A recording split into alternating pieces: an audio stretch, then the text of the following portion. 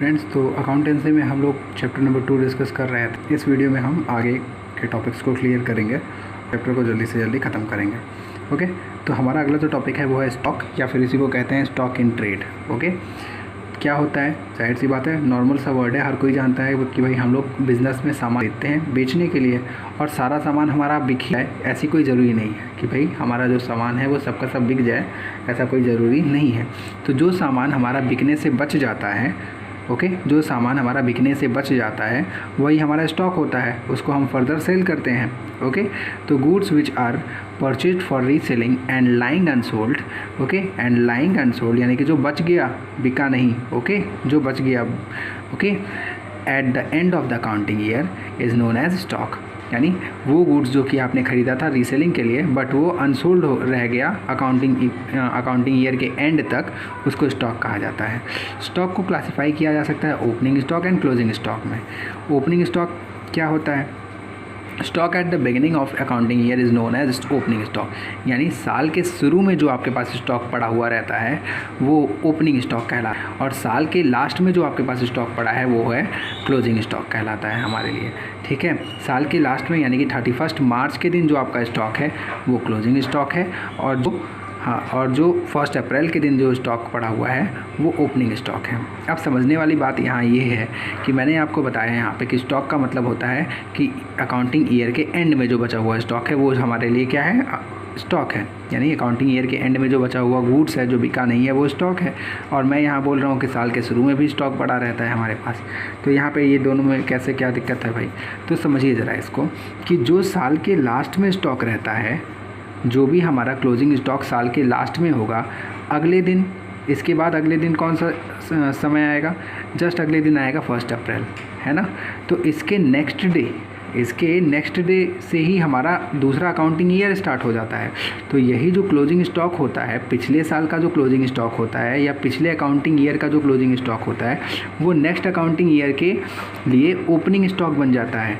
समझिए ज़रा, मान लीजिए कि 31 मार्च 2019 का जो स्टॉक होगा, ओके, 31 मार्च 2019 का जो स्टॉक होगा, ये 2018-19 का जो है ये क्लोजिंग स्टॉक होगा। 2018-19 के लिए ये क्लोजिंग स्टॉक होगा 31 मार्च 2019 का। अब अगले ही दिन यानी कि 1 अप्रैल को यही स्टॉक, यानी कि ये जो क्लोजिंग स्टॉक 2018-19 का जो स्टॉक क्लोजिंग स्टॉक था 31 मार्च को, यही स्टॉक 1 अप्रैल 2019 को जो है 1920 के लिए, जो अगला सेशन हमारा स्टार्ट होगा 2019-20 का, इस सेशन के लिए यही क्लोजिंग स्टॉक ओपनिंग स्टॉक बन जाएगा अगले दिन। क्यों? क्योंकि अब अगले दिन सुबह सुबह कोई ज़रूरी नहीं है ना कि बिजनेसमैन गया और सामान खरीद के लेके आया और वो अनसोल्ड रह गया, ऐसा कोई ज़रूरी नहीं है। क्या होता है कि जो भी पिछले साल का हमारा क्लोजिंग स्टॉक रहता है या पिछले साल के एंड का जो हमारा क्लोजिंग स्टॉक है, उसी स्टॉक से हम अगले दिन सुबह सुबह बिजनेस स्टार्ट करते हैं, तो वो हमारे लिए ओपनिंग स्टॉक हो जाता है। I think opening stock and closing stock का कॉन्सेप्ट समझ में आ गया होगा। स्टॉक क्या है? वो गुड्स जो हमने परचेज़ किया था रीसेल करने के लिए बट बिका नहीं, बच गया। स्टॉक को क्लासिफाई किया जा सकता है opening stock and closing stock में। साल के स्टार्टिंग में जो स्टॉक है वो ओपनिंग स्टॉक, साल के लास्ट में जो स्टॉक है वो क्लोजिंग स्टॉक, और हर साल का जो क्लोजिंग स्टॉक होता है वो अगले साल के पहले दिन ओपनिंग स्टॉक में कन्वर्ट हो जाता है। ओके, अब आगे चलते हैं नेक्स्ट टॉपिक पे।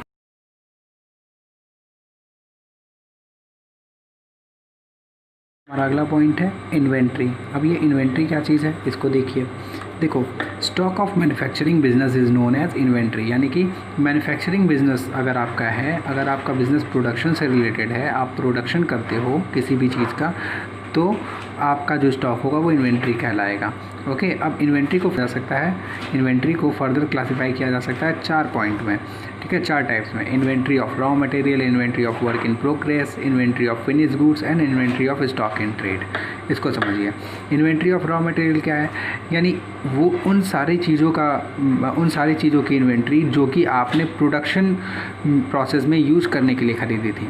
ओके, यानी वो सारा सामान या वो सारा इंग्रेडिएंट्स जो कि आपने ख़रीदा था किस लिए, प्रोडक्शन में यूज़ करने के लिए, उन चीज़ों का यूज़ करके कोई नया चीज़ आप बनाने वाले थे, कोई नया प्रोडक्ट बनाने वाले थे, लेकिन वो अभी अनयूज्ड रह गई हैं। ठीक है, अगर वो अनयूज्ड रह गई हैं तो वो सारी चीज़ें जो हैं इन्वेंट्री ऑफ रॉ मटेरियल आएंगी, यानी रॉ मटेरियल की का जो स्टॉक होगा वो इन्वेंट्री ऑफ रॉ मटेरियल कहलाएगा। ओके, क्लियर हो गया। तो इन्वेंट्री ऑफ रॉ मटेरियल क्या है, यानी वो सारा सामान या वो सारे गुड्स जिसे हमने परचेज़ किया था किस लिए, ताकि हम उसका यूज़ करके कोई प्रोडक्ट बनाएं या प्रोडक्ट अपना प्रोडक्शन करें, लेकिन अभी उनमें से कुछ सामान हमने यूज़ नहीं किया है, तो वो इन्वेंट्री ऑफ रॉ मटेरियल कहलाएगा। जैसे कि फॉर एग्ज़ाम्पल एक कंस्ट्रक्शन बिज़नेस के लिए मान लो, अगर एक कंस्ट्रक्शन बिज़नेस है जिसका काम बिल्डिंग बनाना है, ठीक है, उसके लिए ईटा, बालू, सीमेंट, गिट्टी, ये सारी के जो इन सारी चीज़ों का जो इन्वेंट्री होगा वो इन्वेंट्री ऑफ रॉ मटेरियल कहलाएगा। या फिर एक ब्रेड फैक्ट्री के लिए, अगर वो ब्रेड बनाता है बेकर्स के लिए, तो उसके लिए जो है आटा, मैदा, इन सब चीज़ों की इन्वेंट्री जो है वो इन्वेंट्री ऑफ रॉ मटेरियल कहलाएगी। ओके, अगला है inventory of work in progress. Work in progress का मतलब होता है सेमी फिनिश गुड्स, यानी कि उन सारी चीज़ों की इन्वेंट्री जो कि अभी आधा अधूरा बन के तैयार हो चुके हैं, पूरी तरीके से तो नहीं बने हैं लेकिन आधे अधूरे बन के तैयार हो चुके हैं। फिर सेमी फिनिश गुड्स या वर्क इन प्रोग्रेस का मतलब लाइक मान लो यही पेन है। ओके, इस पेन में इसकी बॉडी बन के तैयार हो चुकी है, सब कुछ रेडी हो चुका है, बट इसमें रिफ़िल अभी नहीं पड़ी है। ओके, तो इसको ये माना जाएगा कि ये सेमी फिनिश गुड्स है, यानी बॉडी वगैरह सब कुछ बन के तैयार हो गया है, कैप वगैरह सब कुछ रेडी है, बस इसमें रिफ़िल लगाना है तो ये कंप्लीट हो जाएगा, यानी कि ये एक अनकम्प्लीट गुड्स है। ओके, तो इस तरीके की जो इन्वेंट्री होगी जो कि अभी पूरी तरीके से सामान आपका तैयार नहीं है, उसकी जो इन्वेंट्री होगी वो कहलाएगी आपके लिए inventory of work in progress. Okay, inventory of work in progress क्या हो गया, ये आपके लिए अनकम्प्लीट प्रोडक्ट्स की इन्वेंट्री है। अनकम्प्लीट प्रोडक्ट्स की इन्वेंट्री कहने का मतलब वो अभी पूरी तरीके से तैयार नहीं हुए हैं। Okay, inventory of work in progress clear हुआ। इसका कैलकुलेशन करने के लिए कि भाई हाँ, बिजनेसमैन आखिर कैसे कैलकुलेट करेगा कि हमारे पास कितने रुपए की inventory of work in progress है, तो उसके लिए इस पेन में, जैसे इस पेन में अगर मान लीजिए रिफ़िल नहीं लगी है इस तरह के पेन में, तो इसमें जितना कॉस्ट पड़ा है, इसमें कॉस्ट क्या पड़ा होगा, अभी तक यूज़ किया हुआ raw material plus labour cost plus etcetera जो भी कॉस्ट इसमें लगे हों, तो इन सब का जो सम होगा वही inventory of work in progress का कॉस्ट होगा। ओके, आगे देखिए, तीसरा है इन्वेंट्री ऑफ फिनिश गुड्स। अब यही पेन अगर कंप्लीट तैयार हो चुकी है, यानी रिफ़िल वगैरह सब कुछ लग चुका है, तो ये फिनिश गुड्स कहलाएगा। ओके, इस पेन को जब कंप्लीट कर दिया जाएगा, यानी कि इसमें रिफ़िल, बॉडी, कैप सब कुछ लग चुका है, तो ये पेन फिनिश गुड्स कहलाएगा। और इस तरह की जो इन्वेंट्री होती है, यानी कि फिनिश गुड्स की जो इन्वेंट्री होगी वो हमारे लिए क्या होगी, इन्वेंट्री ऑफ फिनिश गुड्स कहलाएगी।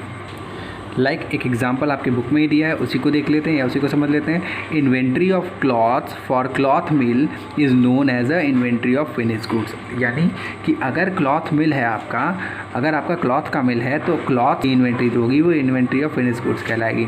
उसके बाद लास्ट है inventory of stock in trade. तो इसके बारे में हमने अभी पढ़ा था, स्टॉक इन ट्रेड के बारे में।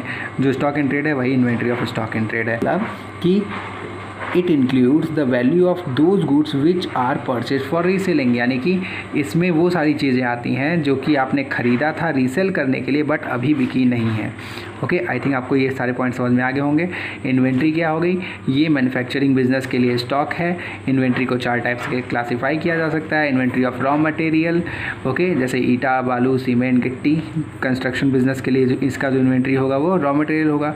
या क्लॉथ मिल है तो थ्रेड, ओके, धागा, कॉटन, ये सारी चीज़ें क्या हो गई, धागा, कॉटन, ये सारी चीज़ें हो गई inventory of raw material. Cloth, अगर आपका क्लॉथ मिल है तो ओके।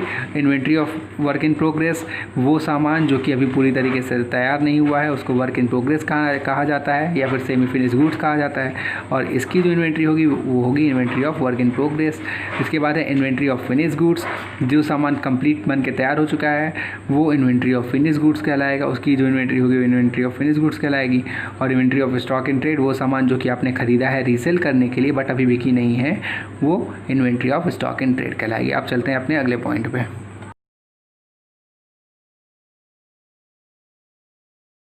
पॉइंट्स दे रखे हैं इन्वेंट्री के बारे में ही, वो भी देख लेते हैं। कैलकुलेशन ऑफ क्लोजिंग इन्वेंट्री, कि क्लोजिंग इन्वेंट्री का कैलकुलेशन कैसे किया जाता है। तो अब बिजनेसमैन कैसे करेगा क्लोजिंग इन्वेंट्री का कैलकुलेशन, देखिए। To ascertain the value of closing inventory, a complete list of the item in the godown together with their quantities is prepared. यानी क्लोजिंग इन्वेंट्री का कैलकुलेशन करने के लिए आपके पास एक कंप्लीट लिस्ट होनी चाहिए कि आपके गोडाउन में कितना सामान पड़ा हुआ है और उसकी कॉस्ट क्या क्या है। ओके, सब कुछ, यानी कि आपके पास एक लिस्ट होनी चाहिए। इसी लिस्ट के थ्रू हम लोग अपने क्लोजिंग इन्वेंट्री का कैलकुलेशन करते हैं।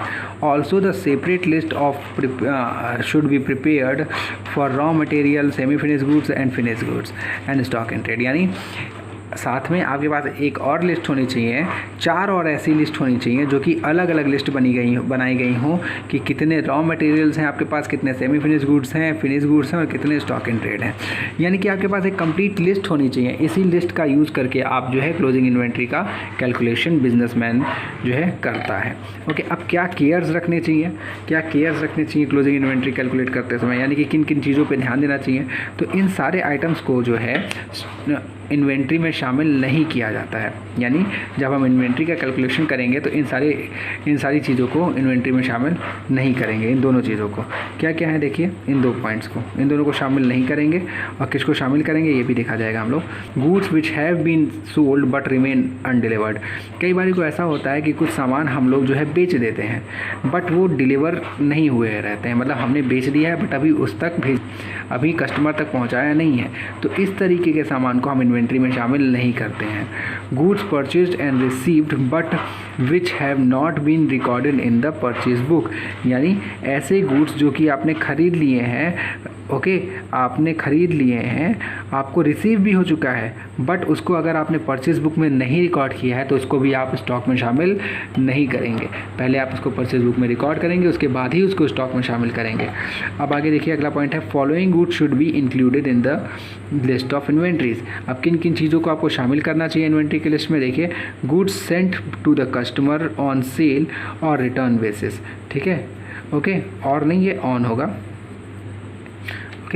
ऑन होगा, ऑन रिटर्न बेसिस। यानी अगर किसी सामान को आपने कस्टमर को भेजा है सेल करने के लिए और वो भी किस पे, रिटर्न बेसिस पे, कि भाई अगर उसको पसंद नहीं आएगा तो वो वापस कर देगा, तो इस तरीके के सामान को आपको इन्वेंट्री में लेके चलना चाहिए। Goods send to the agent for sale but remaining lying with them as unsold. यानी गुड्स को आपने एजेंट को दे रखा है कि वो ले जाए और बेच दे, बट अभी उसके पास पड़ा हुआ है सामान और वो बिका नहीं है। तो इस तरीके का सामान आपको इन्वेंट्री में लेके चलना है। Okay, it should always be kept in mind that inventory is valued at the cost price और reselling value whichever is less. ये बहुत इंपॉर्टेंट पॉइंट, ठीक है। ये एक अकाउंटिंग प्रिंसिपल का भी एक पार्ट है, एक अकाउंटिंग प्रिंसिपल जो हम आगे पढ़ेंगे चैप्टर 3 में, उसका भी एक पार्ट है, ठीक है।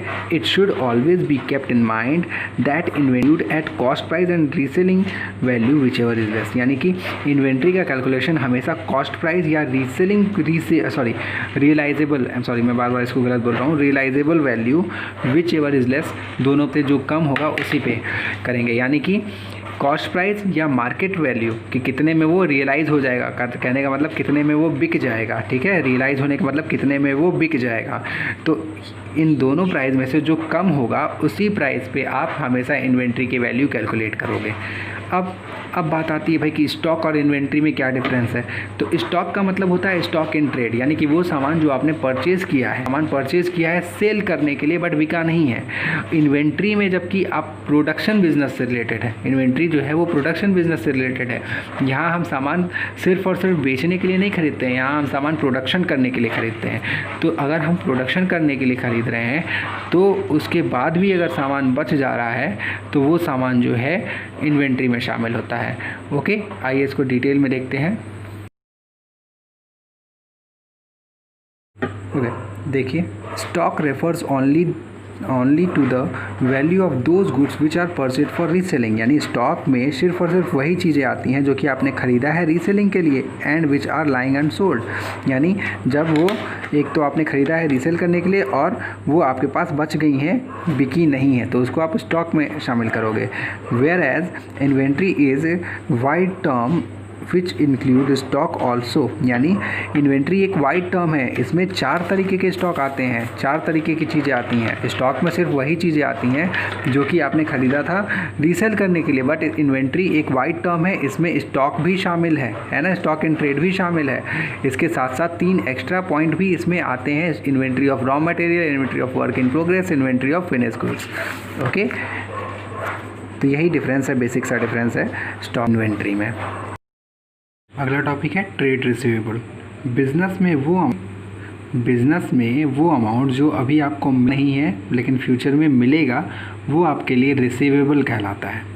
Okay, amount receivable on account of sale of goods and services, यानी वो अमाउंट जिसके लिए आपने सेल तो कर दिया है बट अभी आपको मिला नहीं है, फ्यूचर में मिलेगा, वो ट्रेड रिसीवेबल कहलाता है। ट्रेड रिसीवेबल को दो तरीके से क्लासिफाई किया जा सकता है, एक है डेटर्स और दूसरा है बिल्स रिसीवेबल। ओके, डेटर्स कौन होते हैं और बिल्स रिसीवेबल क्या होता है, ये देख लीजिए। डेटर्स वो पर्सन या वो फर्म है जिनको आपने सेल्स किया है क्रेडिट बेसिस पे, यानी वो लोग जिनको आपने उधार सामान बेचा हुआ है वो आपके डेटर्स हैं। ओके, वो आपके डेटर्स हैं, वो आपको फ्यूचर में पेमेंट करेंगे। अगर आपने इन्हीं डेटर्स के ऊपर, इनमें से किसी डेटर के ऊपर या इन्हीं डेटर्स के ऊपर एक बिल लिख दिया, क्या किया, एक बिल बना दिया। ओके, एक बिल बना दिया, उस बिल में पूरा अमाउंट वगैरह सब कुछ लिख दिया और साथ में लिख दिया कि आप मुझे इतने तारीख को पेमेंट करेंगे, ऐसा करके एक बिल बना दिया, तो वही बिल जो है बिल रिसीवेबल बन जाएगा आपके लिए। यानी अगर आपने डेटर्स के ऊपर एक बिल लिख दिया और उस बिल पे डेटर का सिग्नेचर करवा लिया, तो वो बिल आपके लिए जो है वो बिल रिसीवेबल बन जाएगा। यानी ड्रॉर के लिए, ड्रॉर कहा जाता है जो कि बिल लिख रहा है उसे। ओके, ड्रॉर कहते हैं हम लोग, जो लोग बिल लिख रहे हैं उसको। तो ड्रॉर के लिए बिल रिसीवेबल बन जाएगा वो बिल। ठीक है, आइए देखिए क्या है bill receivable. Bill receivable, bill of exchange drawn on debtors. Okay, यानी ये वो बिल ऑफ एक्सचेंज है जो जिसको कि आपने डेटर्स के ऊपर बनाया है, ड्रॉ किया है। Okay, the amount specified in such bill is receivable at a future date. अब इस बिल में जो अमाउंट लिखा रहेगा वो आपको एक फ्यूचर डेट पे ही मिलेगा। ओके, बिल रिसीवेबल क्या है, वो बिल है जो कि आपने डेटर्स के ऊपर लिखा है कि भाई इतना रुपए का सामान तुमने लिया है, इतने तक को दे देना। ठीक है, और उससे एक सिग्नेचर एक्सेप्टेंस करवा लिया आपने, तो वो बिल आपके लिए, क्योंकि आप ड्रॉर हैं, आप क्या हैं, ड्रॉर। ड्रॉर मतलब जिसने बिल लिखा है, तो आपके लिए वो बिल रिसीवेबल बन जाएगा। और यही बिल, यही सेम बिल जो है जिसने किया है, समझिएगा, यही सेम बिल आपने इसे लिखा है तो आपके लिए ये बिल रिसीवेबल बन गया। और यही सेम बिल जिसने इसे एक्सेप्ट किया है, ओके, जिस बंदे ने इसे एक्सेप्ट किया है, जिस पर्सन ने इसे एक्सेप्ट किया है कि हाँ भाई मैं पेमेंट कर दूंगा, उसके लिए यही बिल्स पेबल बन जाता है। ओके, इसके बारे में अभी हम आगे डिस्कस करेंगे। यानी same bill may be a bill receivable for some person and for other it is treated as a bills payable. यानी जिसने इस बिल को लिखा है, उसके लिए बिल है, और जिसने इसी बिल को एक्सेप्ट कर दिया है सिग्नेचर करके कि हाँ भाई मैं पेमेंट कर दूंगा, वो उसके लिए बिल्स पेबल बन जाएगा। ओके, अभी इसको हम इस बिल्स पेबल के टॉपिक को आगे डिस्कशन करेंगे। यहाँ बिल्स पेबल का कॉन्सेप्ट आई थिंक आपको समझ में आ गया होगा। ठीक है, तो ट्रेड रिसीवेबल क्या है, वो अमाउंट जो कि आपको फ्यूचर में मिलेगा जिसके लिए आपने दिया है। ये 2 तरीके का होता है, डेटर्स और बिल रिसीवेबल। डेटर क्या है, वो पर्सन या वो फर्म जिसको आपने क्रेडिट पे सेल्स किया है, उधार सामान बेचा है, अभी आपको पेमेंट नहीं मिला है, और अगर इन्हीं डेटर्स के ऊपर आपने एक बिल लिख दिया, उस पर डेट वगैरह मेंशन कर दिया कि इतनी तारीख को आप मुझे पेमेंट कर दीजिएगा, तो ये जो बिल होगा वो बिल रिसीवेबल बन जाएगा आपके लिए या ड्रॉर के लिए। आइए आगे चलते हैं। अगला टॉपिक है trade payable. Amount payable on account of goods have been purchase on credit basis. अब हम सिर्फ क्रेडिट सेल्स तो करते नहीं हैं, कई बारी को हम क्रेडिट परचेज भी करते हैं, कई बारी को हम उधार सामान खरीदते भी हैं। एज अ बिजनेसमैन हम सप्लायर से या डीलर से उधार सामान खरीदते भी तो हैं। ऐसा कोई ज़रूरी थोड़े है कि हम हमेशा क्रेडिट सेल्स ही करें, उधार सामान खरीदते भी हैं। तो अगर हम उधार सामान जब हम उधार सामान खरीदेंगे तो हम जो हैं, हम डेटर बन जाएंगे किसी और के लिए, और वो पर्सन जिससे हमने सामान खरीदा है वो हमारे लिए क्रेडिटर बन जाएगा। ठीक है, यानी अब हमें उसे फ्यूचर में पेमेंट करना होगा। तो ये वो अमाउंट है, ट्रेड पेबल क्या हो गया, ये वो अमाउंट है जिसके लिए आपने उधार सामान खरीदा है। ओके, जिसके लिए आपने उधार सामान खरीदा है। इसको भी आगे क्लासिफाई किया जा सकता है क्रेडिटर और बिल्स पेबल में। तो जिन लोगों से आपने उधार सामान खरीदा है, जिस पर्सन से या जिस फर्म से आपने उधार सामान खरीदा है, वो पर्सन या वो फर्म आपके क्रेडिटर कहलाएंगे। ठीक है, डेबिटर कौन थे, जिनको हमने सामान बेचा था वो डेटर हैं, और जिनसे हमने सामान खरीदा है उधार में वो क्रेडिटर हैं। ओके, ये कॉन्सेप्ट क्लियर रहना चाहिए, आगे बहुत काम आएगा। बिल्स पेबल, अब वो हमारा क्रेडिटर है, अगला पर्सन हमारा क्रेडिटर है, अगर उसने हमारे ऊपर एक बिल लिख दिया और हमने उस पर एक्सेप्टेंस दे दिया, ठीक है, हमने उस पर एक्सेप्टेंस दे दिया कि हाँ ठीक है भाई मैं आपको पेमेंट कर दूंगा सिग्नेचर करके, तो वही बिल हमारे लिए बिल्स पेबल बन जाएगा। बिल्स पेबल का कॉन्सेप्ट अभी मैंने आपको समझाया था जस्ट पहले कि same bill may be for bills receivable for some person and it is treated for bills payable for some other person. किसी और के लिए वो जो है बिल्स पेबल होगा तो किसी और के लिए बिल रिसीवेबल होगा। तो बिल्स पेबल क्या चीज़ है, bills payable is a accounting term for bill of exchange accepted in favour of creditor, यानी कि क्रेडिटर के फेवर में जिसने एक्सेप्ट किया है ये बिल, उस एक्सेप्टेंस के लिए जिसने भी ये एक्सेप्ट किया है उस पर्सन के लिए ये बिल क्या हो जाएगा, ये बिल बिल्स पेबल हो जाएगा। The amount specified in the payable at date, और ये जो अमाउंट इसमें लिखा गया होगा बिल में वो आपको फ्यूचर में ही मिलेगा। ओके, आई थिंक आप क्लियर हो गया होगा। ट्रेड रिसीवेबल क्या है, ट्रेड पेबल क्या है, डेटर्स क्या है, क्रेडिटर्स क्या है, बिल रिसीवेबल क्या है एंड बिल्स पेबल क्या है। अगला टॉपिक चलते हैं, गुड्स क्या है। सीधी सी बात ये है कि जिन चीज़ों का आप बिज़नेस करते हैं, जिन भी आइटम्स का आप बिज़नेस करते हैं, वो सारे आइटम आपके लिए गुड्स हैं। ओके, लाइक अगर आपकी स्टेशनरी शॉप है तो पेन, पेंसिल, कॉपी, ये सारी चीज़ें आपकी गुड्स हैं। मैन्युफैक्चरिंग यूनिट अगर आपकी है, प्रोडक्शन यूनिट, तो production of inventory of raw material, inventory of finish goods, inventory of inventory of semi finish goods, inventory of stock in trade, ये सारी चीज़ें आपकी गुड्स हैं जिन चीज़ों का यूज़ करके आप प्रोडक्शन करेंगे। ओके, तो गुड्स क्या है, वो चीज़ें जिनमें हम बिज़नेस करते हैं, वो आइटम्स जिनमें हम बिज़नेस करते हैं, वो हमारे लिए गुड्स क्या है। Goods include all those things which are purchased for resale और which are used for producing finish product, यानी गुड्स में वो सारी चीज़ें आती हैं जिसको आपने ख़रीदा है रीसेल करने के लिए या फिर जिसे आप यूज़ करेंगे प्रोड्यूस करने के लिए फिनिश प्रोडक्ट को। ओके, फिनिश प्रोडक्ट बनाने के लिए जिन चीज़ों को आप यूज़ करेंगे या फिर आप उसको रीसेल करेंगे, वो सारा सामान आपके लिए गुड्स है। ओके, अब दूसरी बात, goods like for example pen, pencil, copy etcetera for stationery shop, ये सारी चीज़ें स्टेशनरी शॉप के लिए गुड्स हैं। वही अगर यही पेन पेंसिल वाला जो बंदा है, यानी कि स्टेशनरी शॉप वाला जो बंदा है, वो फर्नीचर अगर ख़रीद लेता है, ठीक है, अगर ये फर्नीचर ख़रीद लेता है तो ये इसके लिए जो फर्नीचर होगा वो फर्नीचर इस पर्सन के लिए, किसके लिए, स्टेशनरी शॉप वाले के लिए एसेट्स कहलाएगा। लेकिन अगर एक फर्नीचर शॉप वाला है जो कि फर्नीचर बेचता है, उसके लिए जो फर्नीचर है, उसके शॉप में जो फर्नीचर रखी हुई हैं वो उसके लिए गुड्स कहलाएंगे। तो गुड्स क्लियर रहे कि जिन चीज़ों का हम बिज़नेस करते हैं वो हमारे लिए गुड्स हैं, और जिन चीज़ों का हम बिज़नेस नहीं करते हैं अगर वो हमारे बिज़नेस में हैं तो वो हमारे एसेट्स हैं। लाइक फॉर एग्जांपल एक स्टेशनरी शॉप में रखी गई पेन, पेंसिल, कॉपी बुक्स, ये सारी चीज़ें उसके गुड्स हैं, बट उसी शॉप में रखा गया फर्नीचर उसके लिए एसेट्स है। ओके, जबकि फर्नीचर का अगर शॉप है आपका तो उसमें रखा गया फर्नीचर जो कि आप बेच रहे हो, बेचने के लिए रखे हो, वो फर्नीचर आपका गुड्स कहलाएगा। आई थिंक यहाँ तक क्लियर हो गया होगा। अब अगले टॉपिक पे चलते हैं।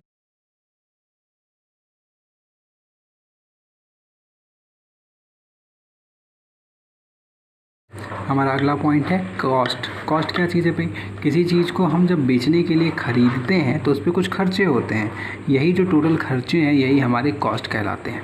Okay, cost can be termed as the amount of resources given up in the exchange for the some goods और सर्विसेज, यानी किसी गुड्स या सर्विस को पाने के लिए आपने क्या रिसोर्सेज दिए हैं, क्या खर्चे किए हैं, यही खर्चे जो हैं आपके कॉस्ट कहलाते हैं। ओके, किसी गुड्स या सर्विस को पाने के लिए आपने क्या रिसोर्सेज दिए हैं, ये रिसोर्सेज कॉस्ट कहलाते हैं। अब ये रिसोर्सेज मनी के टर्म में भी हो सकते हैं या मनी इक्विवेलेंट भी हो सकते हैं। कहने का मतलब ये जो पेमेंट है ये हम पेमेंट पैसे के रूप में भी कर सकते हैं या मनी इक्विवेलेंट किसी और फॉर्म में भी कर सकते हैं। लाइक हम कैश में भी चेक से भी पेमेंट कर सकते हैं, एज वेल एज हमारे पास कुछ स्क्रैप पड़ा हुआ है, कबाड़ मशीनरीज वगैरह पड़ी है, वो भी दे सकते हैं। हो सकता है कि मैं कुछ पुरानी मशीनरीज दे करके एक नई मशीनरी लेते आऊँ, ऐसा हो सकता है, पॉसिबल है, ऐसा बिल्कुल है।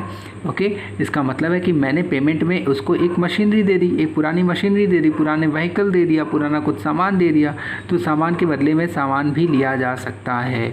ओके, कॉस्ट में मनी एंड मनी इक्विवेलेंट दोनों चीज़ें आती हैं। ऐसा नहीं है कि सिर्फ और सिर्फ मनी का पेमेंट ही कॉस्ट में शामिल किया जाए।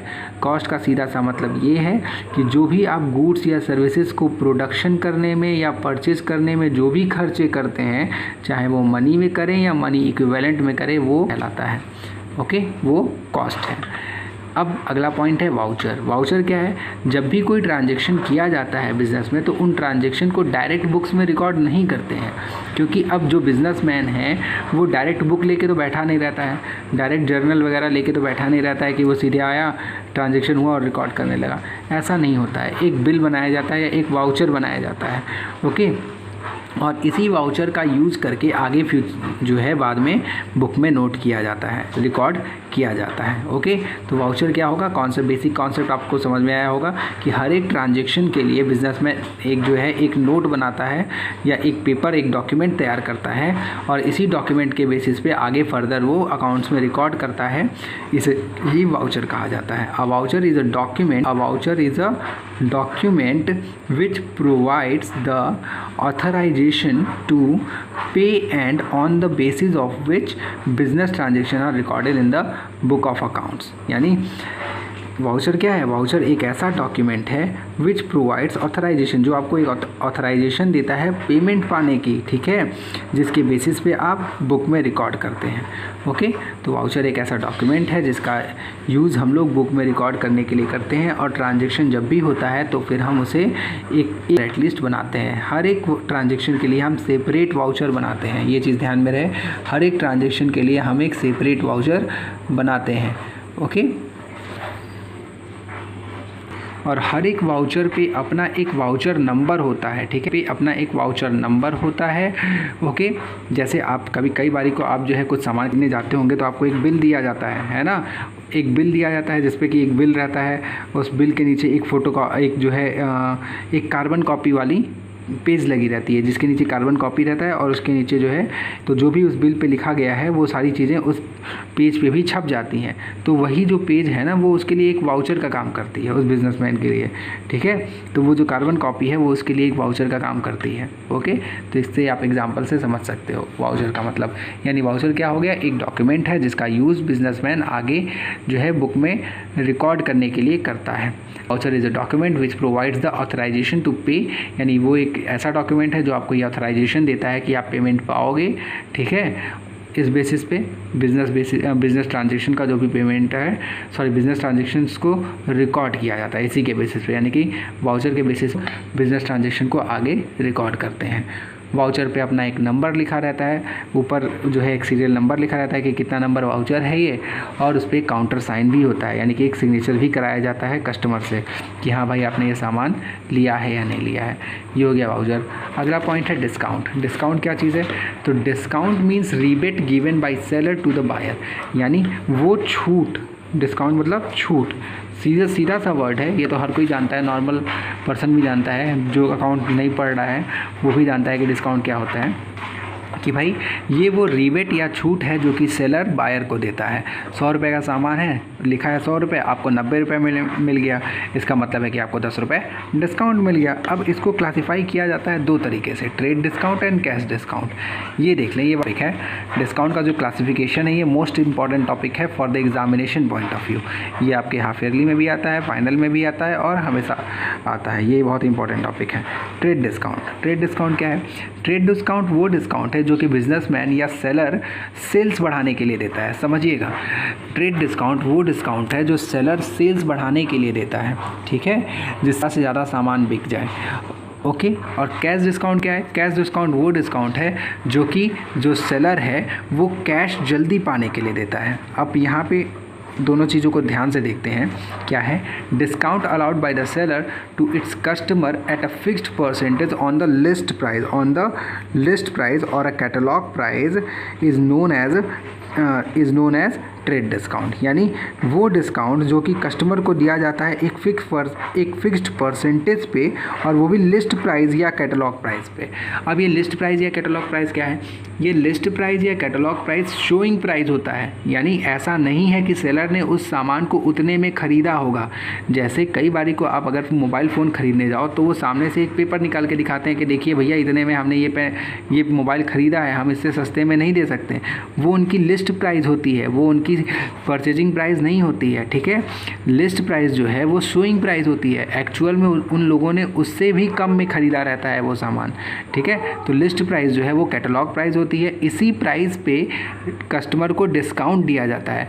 अगर लिस्ट प्राइस 100 रुपये लिखा है और 10% का डिस्काउंट है इस पर, इसका मतलब है कि 100 रुपये पे 10 रुपये माइनस करके आपको 90 रुपये में वो सामान दिया जाएगा। तो ये लिस्ट प्राइस जो है वो बस शोइंग प्राइस होती है। एक्चुअल में इतना पेमेंट सेलर है उसने नहीं किया है। जो सेलर है, सेलर भी तो सामान खरीद के ही लाया होगा कहीं ना कहीं से। तो जब उसने खरीद के लाया होगा तो ऐसा नहीं है कि उसने 100 रुपये में वो खरीद के लाया होगा, नहीं, उसने 90 से में भी कम में खरीद के लाया होगा। बस वो दिखाने के लिए 100 रुपये लिस्ट पे चढ़ा दिया है कि लिस्ट प्राइस उसकी 100 रुपये हो गई। एक तरीके से कह लो MRP। ओके, एक तरीके से कह लो MRP जो है वो 100 रुपये हो गई। ठीक है, तो MRP पे जो डिस्काउंट मिल जाए वो आपका ट्रेड डिस्काउंट कहलाता है। पहली बात ये। दूसरी बात, ये क्रेडिट परचेज पे भी मिलता है। अगर आप क्रेडिट परचेज करेंगे या क्रेडिट सेल्स करेंगे तो भी आपको ट्रेड डिस्काउंट आएगा। उधार अगर आप सामान खरीदेंगे तो वहाँ पे भी आपको ट्रेड डिस्काउंट दिया जाएगा। ठीक है, आगे देखिए। It is not recorded in the books. एक चीज़ बड़ा ही इंपॉर्टेंट पॉइंट है कि ट्रेड डिस्काउंट को बुक्स में रिकॉर्ड नहीं किया जाता है। क्यों नहीं रिकॉर्ड किया जाता है? क्योंकि ट्रेड डिस्काउंट को हम सीधे जो कैश मेमो बनाते हैं, जो बिल बनाया जाता है, अगर कोई भी परचेज आप कर रहे हो तो उसका एक बिल बनता है या कैश मेमो बनता है, उसी में से माइनस कर देते हैं सीधे। उसी बिल में वो माइनस हो करके जो हमारा लास्ट बिल आता है उसी पे बिल बन जाता है। यानी कि ट्रेड डिस्काउंट सीधे कैश मेमो में से माइनस हो जाता है। इसका बुक में रिकॉर्ड कहीं नहीं किया जाता है। बुक में नहीं रिकॉर्ड करने का मतलब है अकाउंट्स में इसका कहीं भी रिकॉर्ड नहीं किया जाएगा, ना जर्नल में, ना लेजर में, ना ही आगे कहीं। अब कैश डिस्काउंट पे आते हैं। अब मान लीजिए आपने क्रेडिट सेल्स कर दिया, अब आप चाहोगे कि मुझे पेमेंट जल्दी से जल्दी मिल जाए। ओके, मुझे पेमेंट जल्दी से जल्दी मिल जाए। तो जो सेलर होता है, पेमेंट को जल्दी पाने के लिए, जो सेलर है वो जल्दी से जल्दी पेमेंट पाने के लिए कस्टमर्स को या डेबिटर्स को कुछ ऑफ़र क्या देता है कि भाई आप मुझे 1 वीक के अंदर अगर आप पेमेंट कर दोगे तो मैं आपको 2% एक्स्ट्रा डिस्काउंट दे दूँगा। ओके, कि भाई 1 वीक के अंदर या 10 दिन के अंदर आप मुझे पेमेंट कर दोगे तो मैं 2% 3% एक्स्ट्रा डिस्काउंट दे दूँगा। यही डिस्काउंट कैश डिस्काउंट कहलाता है। ये सेलिंग प्राइस पे दी जाती है। सेलिंग प्राइस पे कहने का मतलब जितने में सामान बेचा गया था उस पे दिया जाता है। और ट्रेड डिस्काउंट किस पे दिया जाता है? ट्रेड डिस्काउंट लिस्ट प्राइस पे दिया जाता है। लेकिन कैश डिस्काउंट किस पे दिया जाता है? कैश डिस्काउंट मैंने बताया आपको जितने में सामान बेचा गया था उस पे दिया जाता है। और ये पैसा जल्दी पाने के लिए दिया जाता है और ये नंबर ऑफ़ सेल्स बढ़ाने के लिए दिया जाता है। ठीक है, तो discount allowed by seller at a fixed percentage on the selling price for prompt payment okay is known as cash discount. यानी ये वो डिस्काउंट है जो कि सेलर देता है। ठीक है, सेलर देता है किसको? सेलर देता है कस्टमर को। किस बेसिस पे? फिक्स्ड परसेंटेज पे देता है कि भाई 2% 3% कुछ भी दे सकता है। और किस पे?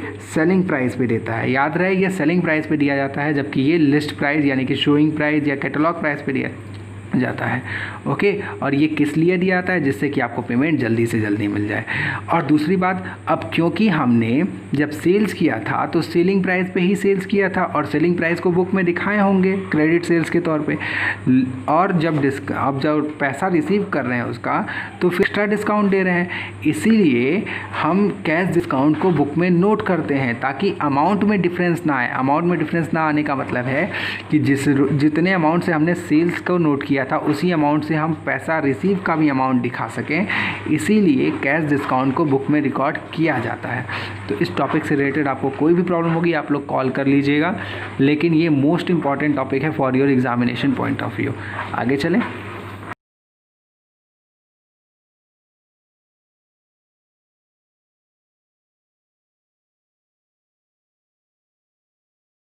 अब हमारा अगला पॉइंट है जीएसटी, गुड्स एंड। देखो, इंडिया में पहले बहुत सारे इनडायरेक्ट टैक्सेस लगते थे।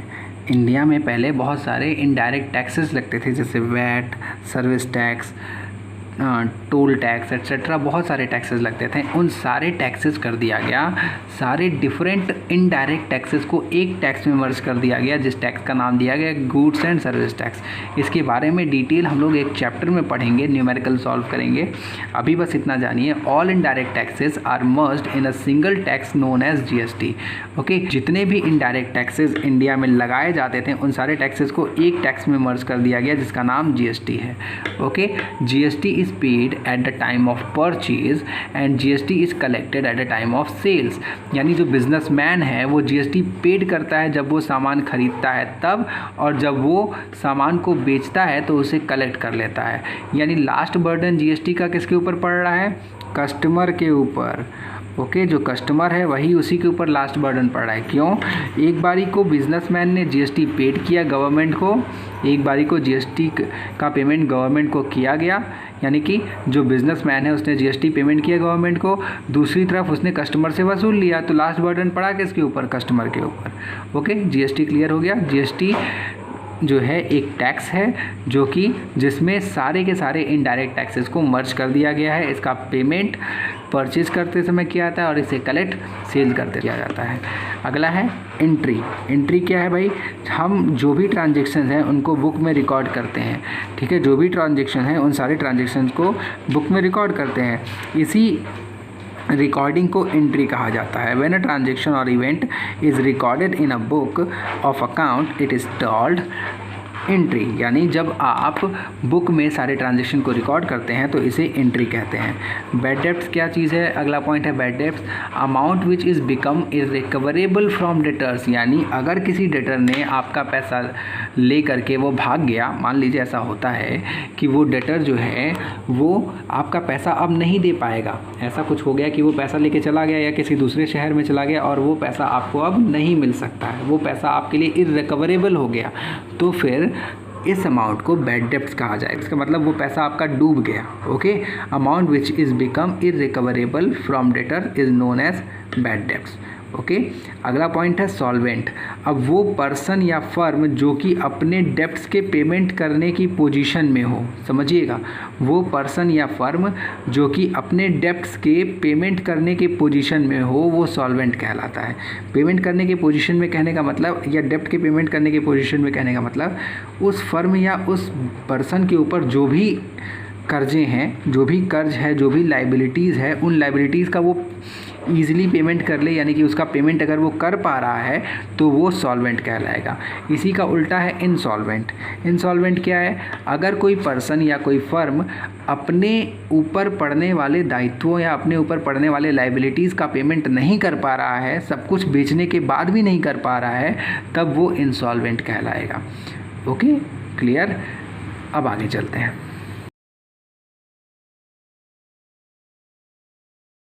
हमारा अगला पॉइंट है रेवेन्यू। रेवेन्यू क्या चीज़ है? Income of a recurring nature, यानी वो इनकम जो कि आपके रिकरिंग नेचर का है, यानी बिजनेस का इनकम जो होगा वो रेवेन्यू कहलाएगा। एक तरीके से कह लो, income from day to day activity is known as revenue. और यानी बिजनेस की जो डे टू डे एक्टिविटी है उसके थ्रू जो इनकम जनरेट हो रही है वो रेवेन्यू कहलाएगी। फॉर एग्जांपल सेल्स के थ्रू हमारी इनकम जनरेट होती है। जब हम सामान बेचेंगे तो हमें पैसे मिलेंगे। Rent received, commission received, interest received etcetera, ये सारे के सारे रेवेन्यू कहलाते हैं। ओके, पॉइंट पे चलते हैं हम लोग अगले पॉइंट पे। हमारा अगला पॉइंट है रेवेन्यू। रेवेन्यू क्या चीज़ है? Income of a recurring nature, यानी वो इनकम जो कि आपके रिकरिंग नेचर का है, यानी बिजनेस का इनकम जो होगा वो रेवेन्यू कहलाएगा। एक तरीके से कह लो, income from day to day activity is known as revenue. और यानी बिजनेस की जो डे टू डे एक्टिविटी है उसके थ्रू जो इनकम जनरेट हो रही है वो रेवेन्यू कहलाएगी। फॉर एग्जांपल सेल्स के थ्रू हमारी इनकम जनरेट होती है। जब हम सामान बेचेंगे तो हमें पैसे मिलेंगे। Rent received, commission received, interest received etcetera, ये सारे के सारे रेवेन्यू कहलाते हैं। ओके, पॉइंट पे चलते हैं हम लोग अगले पॉइंट पे। हमारा अगला टॉपिक है रेवेन्यू फ्रॉम ऑपरेशन। अभी हमने रेवेन्यू बात की, अब हम बात करेंगे रेवेन्यू फ्रॉम ऑपरेशन। रेवेन्यू में हमने देखा सेल्स, इंटरेस्ट, कमीशन, डिविडेंड सब कुछ आ रहा था, जबकि रेवेन्यू फ्रॉम ऑपरेशन से मतलब ये है कि जो आप डे टू डे एक्टिविटी से जो इनकम कर रहे हो, सिर्फ वही चीज़ें रेवेन्यू फ्रॉम ऑपरेशन में आती हैं। Revenue earn by from its operation activity, यानी अपने ऑपरेटिंग एक्टिविटीज़ से, अपनी बिजनेस एक्टिविटी से जो बिज़नेस जो इनकम अर्न कर रहा है वो उसका रेवेन्यू फ्रॉम ऑपरेशन कहलाएगा। It includes sale of goods and services, इसमें sale of goods and services आती हैं। Okay, revenue from operation clear हुआ कि इसमें sale of goods and services आती हैं, यानी कि सेल करके आप जो इनकम जनरेट करोगे वो रेवेन्यू फ्रॉम ऑपरेशन होगा। लेकिन अगर हम रेवेन्यू की बात करें तो रेवेन्यू में सिर्फ और सिर्फ सेल नहीं, रेवेन्यू में सेल्स के साथ साथ interest, commission, rent received etcetera बहुत सारी इनकम आ जाती हैं। रेवेन्यू में सेल्स के साथ साथ rent received, commission received, interest received, ये सारी चीज़ें आ जाती हैं। लेकिन अगर रेवेन्यू फ्रॉम ऑपरेशन की बात करें तो रेवेन्यू फ्रॉम ऑपरेशन में सिर्फ और सिर्फ सेल्स आता है, सिर्फ और सिर्फ सेल्स आता है। ओके, आगे चलें। एंटिटी का मतलब होता है बिजनेस, वो बिजनेस या वो बिज़नेस या वो संस्था जिसमें रह के आप बिज़नेस कर रहे हो, यानी ये वो यूनिट है जिसके थ्रू आप इनकम जनरेट कर रहे हो। Okay, economic unit for earning income by providing service और सेलिंग गुड्स, यानी ये वो इकोनॉमिक यूनिट है जिसका यूज़ करके आप इनकम जनरेट कर रहे हो। ओके, और इनकम कैसे जनरेट कर रहे हो, या तो सर्विस प्रोवाइड करके या सेल्स करके। जैसे एक जो शॉप होगी, एक बिजनेसमैन की जो शॉप होगी वो उसके लिए एंटिटी कहलाएगी। ओके, और जैसे बजाज जो है, बजाज के ओनर के लिए उसकी विप्रो जो है वो उसके ओनर के लिए एंटिटी हो जाएगी। रिलायंस के ओनर के लिए उसकी एंटिटी हो जाएगी। ऐसे ही जियो जो है वो मुकेश अंबानी की एंटिटी हो जाएगी। यानी ये हमारी संस्था है जिसका यूज़ करके हम लोग अर्न कर रहे हैं, इनकम अर्न कर रहे हैं। ये हमारा ऑर्गेनाइजेशन है जिसका यूज़ करके हम लोग बिजनेस के थ्रू इनकम अर्न कर रहे हैं। ओके, एंटिटी क्या हो गई, वो ऑर्गेनाइजेशन जिसका यूज़ आप लोग इनकम अर्न करने के लिए करते हो। इनकम अर्न करने के लिए करने का मतलब आप इसमें सेलिंग करके, प्रोडक्शन करके जो है आप इनकम अर्न करते हो, यानी कि प्रॉफिट अर्न करते हो। ओके, इसके बाद हमारा अगला पॉइंट है टर्नओवर का मतलब होता है total sales of a particular period. एक पर्टिकुलर पीरियड में टोटल कितना सेल्स हुआ, ये बिज़नेस का टर्नओवर कहलाता है। जैसे कि एक साल में अगर आपने 100 करोड़ का सेल्स किया, मान लीजिए एक साल में आपने 100 करोड़ का सेल्स किया, तो ये 1 ईयर का टर्नओवर कहलाएगा। यानी 1 ईयर का टर्नओवर कितना हो जाएगा, 100 करोड़। क्यों? क्योंकि आपने इस 1 ईयर में 100 करोड़ का सेल्स किया है। तो turnover means total sales of a particular period. उसके बाद है लाइव स्टॉक।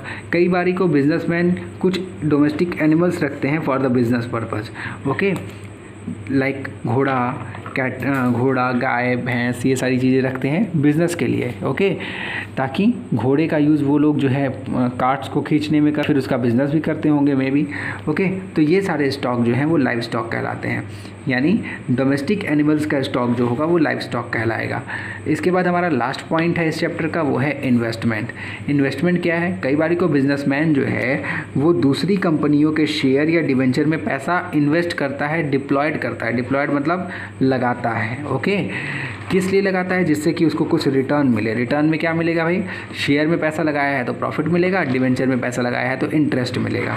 ओके, तो इसे इन्वेस्टमेंट कहा जाता है। यानी इन्वेस्टमेंट मतलब deployment of fund in share और डिवेंचर टू अर्न रिटर्न, यानी अपने फंड को डिप्लॉयड करना, बांटना या लगाना किसमें, शेयर या फिर डिवेंचर में, जिसके थ्रू आपको कुछ रिटर्न मिले। रिटर्न यानी कि आपको कुछ प्रॉफिट हो। ओके, इसके साथ ये चैप्टर हो गया कंप्लीट। अब अगले चैप्टर पे हम लोग चलेंगे नेक्स्ट वीडियो से। ओके, बस।